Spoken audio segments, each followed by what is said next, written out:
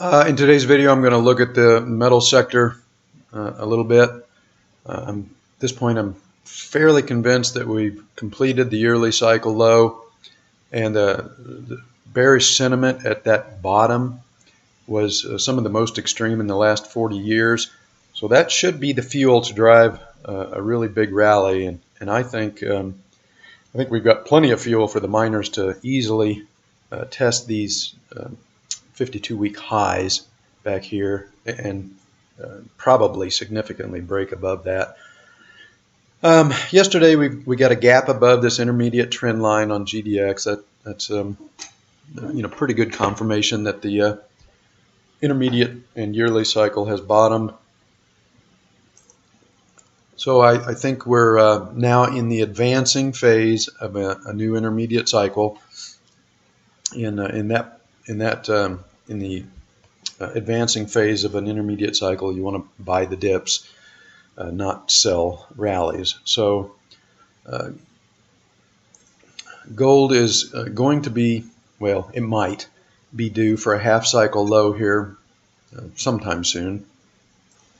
But I'll qualify that. There's a half cycle low is not a given. It doesn't always happen. You can see in this a very powerful initial rally out of the bear market bottom last year. There really wasn't anything that was recognizable as a half cycle low in here. So, you can't count on it happening. Sometimes first daily cycles out of a bottom, especially if sentiment has gotten extremely depressed and price extremely oversold, there just won't be a half cycle low.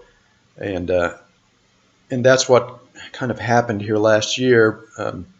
Once it became clear that the gold had bottomed and we were rallying, saw a lot of people sitting on the sidelines waiting for a pullback, and they just never got it. And they got left behind, and they missed the meat of this rally, this first initial thrust out of the bear market bottom produced some really large gains, and people that sat on the sidelines or couldn't buy because price was overbought, they just missed the whole thing. So I don't think you want to do that again. We've got a similar situation here, although we've got a higher low at this point. So right now, this has the look of a new bull market because we've got higher highs and higher lows. But at this bottom, sentiment was every bit as depressed, if not more so, than at this bear market bottom here. So the risk is that kind of massive bearish sentiment could drive another very, very strong trending move where we just don't really get a half cycle low during the first daily cycle, and it could lock people out, and you could be at risk of repeating the same mistake that you made back here. You sat on the sidelines either because you didn't believe the rally, or by the time you believed it, it was so overbought you couldn't make yourself buy, and then you end up missing the whole initial rally. And usually once the market recognizes the intermediate bottom, then the first daily cycle can tend to be fairly powerful, whether or not it has a half cycle low in the middle of it or not. So as of yesterday, sentiment on gold was neutral to slightly bearish at about, I think it was 48% bulls, and at a top in a bull market, at a top, sentiment should generally probably be above 75% bulls, maybe even as high as 85% bulls. We got to almost 80% bulls at this top right here. So you can see, based on sentiment, we could go a long ways before we have to worry about complacency.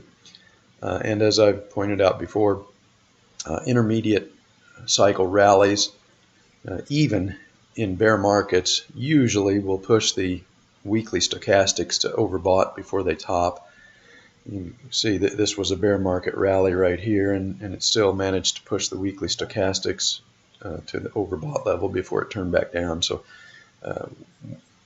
at this point, only 3 weeks into this new intermediate cycle, the weekly stochastics hasn't even emerged from oversold yet. So we should have a long ways to go before we push this up to the overbought level.